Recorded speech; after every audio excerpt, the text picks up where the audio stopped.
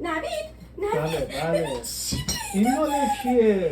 این مال جهیزی همه بابا، مادر بزرگ خدا بیامرزم بهم داده. قشنگه. عتیقه است، بس تمیزش کنم، یعنی عاشقش. چی شد؟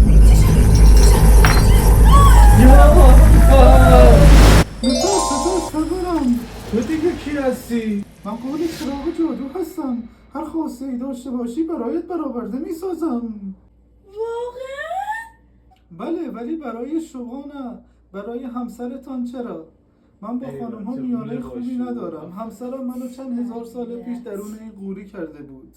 داشت دمت گرم. از اینجا یه اتوبان بزن تا آمریکا، مستقیم بریم آمریکا، دست زن و بچه رو بگیم تفریحش کن. دمت گرم. نه سرورم، نمی شود از اینجا تا آمریکا اتوبان کشید. میان راه کوه هست، اقیانوس هست، دریا هست، جنگل هست. نمی شود. لطفا یک خواسته دیگر داشته باشید. یه چیزی میگم، خدایی نه نگو.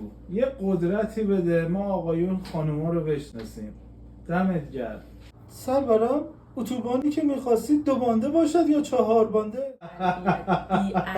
یعنی این قول چراغ جادو هم از پس شما من خانوما گفتم بر این نمیاد. بی‌تربیته. برو بی برو این تو بی برو